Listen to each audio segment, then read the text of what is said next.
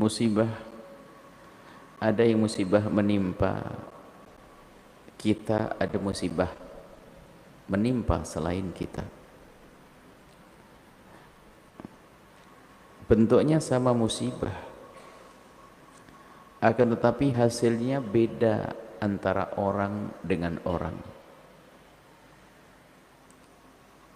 Musibah gempa bumi yang menimpa bumi Cianjur, tapi buahnya adalah berbeda-beda. Pertama, ada orang yang wafat di sana, ahli la ilaha illallah, mati dalam keadaan kena musibah gempa, tergencet dan seterusnya, mati syahid. Yang tertimpa musibah dan meninggal dunia aman. Ada yang masih hidup di antara yang tertimpa musibah. Yang masih hidup yang tertimpa musibah pun juga bermacam-macam. Ada tingkatan yang pertama adalah dia tidak sabar, marah dengan apa yang Allah berlakukan kepada mereka. Maka itu adalah musibah di atas musibah. Secara zahir dia kena musibah, tapi secara batin lebih parah lagi. Karena dia marah. Dia tidak mengerti bahasanya musibah itu Allah timpakan untuk mengangkat hamba yang menyadari kalau itu adalah musibah dan ujian, sehingga menerima musibah tersebut dengan lapang dada, dengan penuh keridhaan. Ini yang pertama seperti itu. Semoga yang tertimpa musibah yang ada di Cianjur adalah bukan golongan orang yang ini, tapi golongan yang dia punya kesabaran. Ini kita untuk menata. Ini orang sabar. Jadi orang sabar kelompok yang berbeda lagi. Yang suka marah-marah kelompok beda, karena tidak ada iman dia. Dia marah dengan keadaan, karena dia tidak punya iman. Makanya dia marah. Dia tidak ngerti bahasanya tadi itu adalah kalau dari Allah. Orang yang punya iman kepada Allah, saat Allah menimpakan musibah kepada hamba tersebut, dia menyadari kalau memang itu karena dia banyak dosa, maka itu penghapusan dosa, dan beruntung dia dihapus dosanya. Sehingga sebagian kekasih Allah lebih senang diseksa di dunia agar tidak diseksa di akhirat. Ini yang faham. Ada musibah yang Allah timpakan kepada seorang hamba itu karena Allah ingin mengangkat derajat mereka, orang beriman.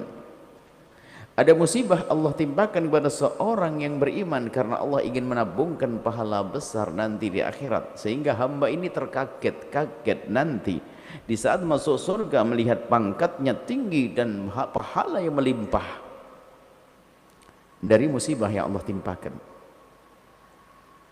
Ini tingkat orang yang mendapatkan musibah sabar. Allah bersama orang-orang sabar, dan orang sabar pahalanya dilipat gandakan oleh Allah. Kita harus tata hati kita.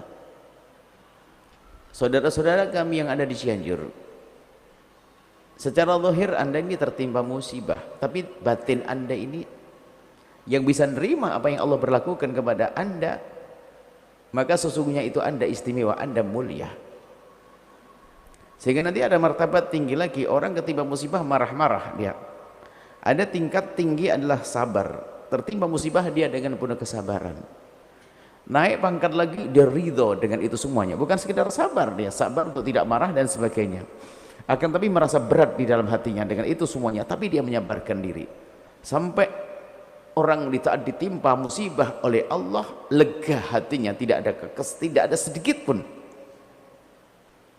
rasa kesel atau apapun.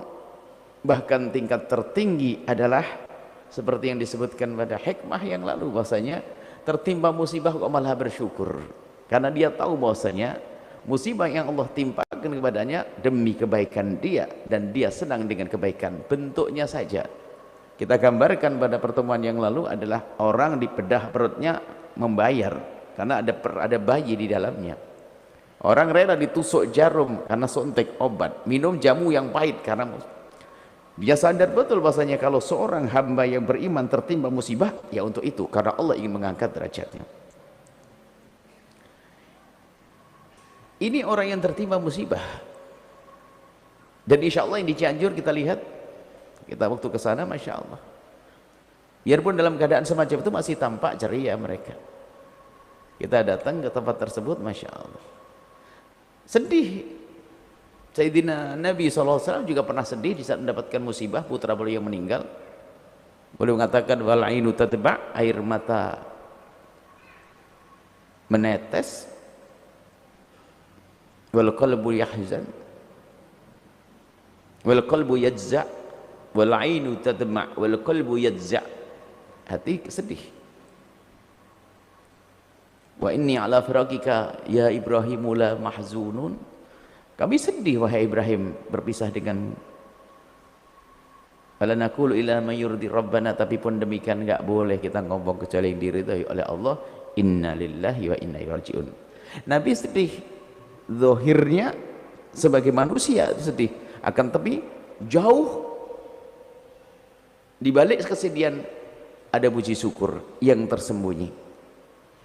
Nah ini kalau sudah makom ini hebat banget. Kita tidak usah pura-pura dan tidak boleh juga minta kita. So, oh alhamdulillah kita musibah. Tidak, kita bukan untuk pamer kepada manusia.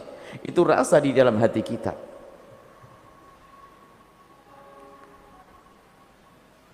Kalau seandainya dibukakan oleh Allah di balik musibah, semua orang akan bersyukur. Cuma tidak semua orang dibukakan akan hikmah di balik musibah tersebut. Ada yang dibukakan baru bisa bersyukur. Sebuah contoh, orang mau naik pesawat misalnya, atau naik kereta, atau naik mobil. Mau naik kereta, kereta yang sudah ditentukan waktunya dia ketinggalan, tiket hangus, musibah dia. Atau mau naik pesawat, tiketnya hangus, dia marah. Kenapa? Marah sama supir yang telat semuanya. Berita 10 menit kemudian pesawatnya jatuh. Apa kata dia? Kalau dia masuk, jatuh bersama mereka. Di saat dibukakan baru dia sadar bahwasanya ternyata begitulah Allah atur. Kalau seandainya tiket ini bisa aku gunakan, aku naik, mungkin aku akan jatuh bersama mereka. Banyak yang kita tidak ketahui, sesungguhnya ada di balik itu semuanya hikmah yang agung dari Allah. Maka tugas kita husnudon. Kami sampaikan kepada yang tertimpa musibah di Cianjur, husnudon, bahwa kalau orang itu habis ujian biasanya naik kelas. Kalau serius kita menjalani ujian, maka kami sampaikan kepada saudara-saudara di Cianjur, kalau anda dengan penuh ketabahan, dengan penuh kesabaran akan naik pangkat, yang sempit rezeki akan dilapangkan, yang rumah tangga tidak bahagia akan bahagia, yang macam-macam Allah akan beri segala kebaikan. Tapi dengan catatan, anda terima ujian ini adalah dengan penuh kerelaan. Sehingga apa? Biarpun dalam keadaan begitu tidak melakukan yang haram. Na'udzubillah. Kita mendengar ada orang yang hati nuraninya sudah mati. Dia tertimpa musibah, tapi dia membuat musibah lagi, ngambil barangnya orang dan seterusnya. Na'udzubillah, nasib buruk. Berarti dia tidak sabar dengan ujian, maka dia tidak lulus. Di saat orang diangkat oleh Allah baik di akhirat atau di dunia, dia tidak terangkat, dia tetap menjadi manusia yang nyungsep. Baik, selesai ini untuk tertimpa musibah. Hikmah di balik musibah adalah Allah mengangkat derajat orang yang tertimpa musibah dan sabar.